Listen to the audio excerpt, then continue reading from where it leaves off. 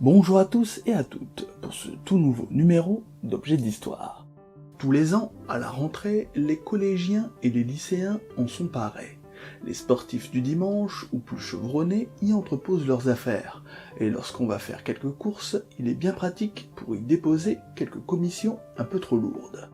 Cet objet d'histoire est bien évidemment le sac à dos. Le sac à dos est né de la nécessité de porter ou de transporter des victuailles, des denrées, du matériel ou des outils de façon plus pratique.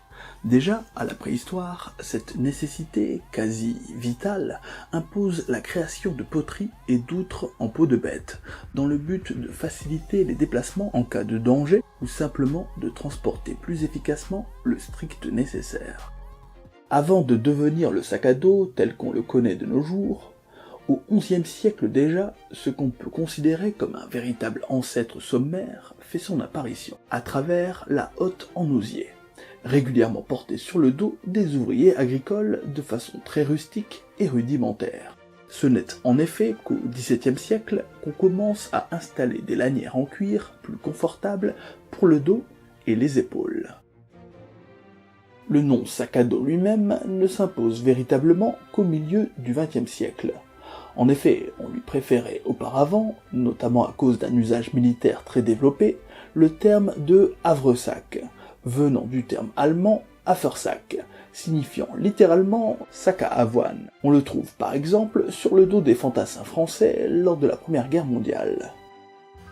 Si l'objet n'a eu de cesse d'évoluer, c'est au XXe siècle que ces modifications progressent le plus vite. Avant de prendre sa forme actuelle, en 1909, on remplace le bois par du métal et les lanières de cuir par de la toile. C'est Hall F. Bergan qui dépose le brevet de ce premier modèle, alors que ce sont Millet et Lafuma qui le développent en France.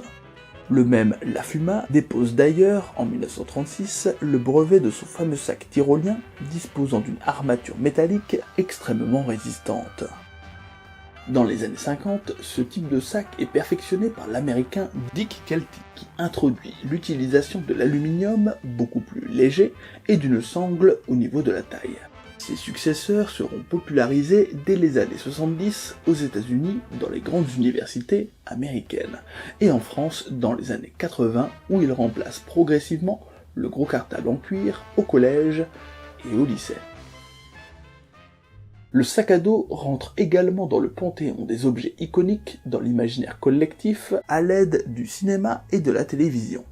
On leur doit d'ailleurs de nombreux modèles devenus cultes, comme le Padded Returnity signé Eastpak de Marty dans Retour vers le futur de 1985, ou encore le fameux sac à dos unique en son genre des SOS Fantômes en 1984, leur permettant de chasser leur proie ectoplasmique.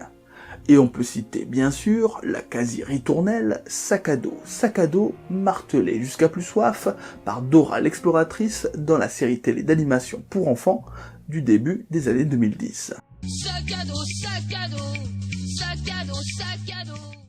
Le sac à dos moderne est composé essentiellement de nylon ou d'autres fibres textiles équivalentes, le plus souvent renforcées par des lamelles métalliques.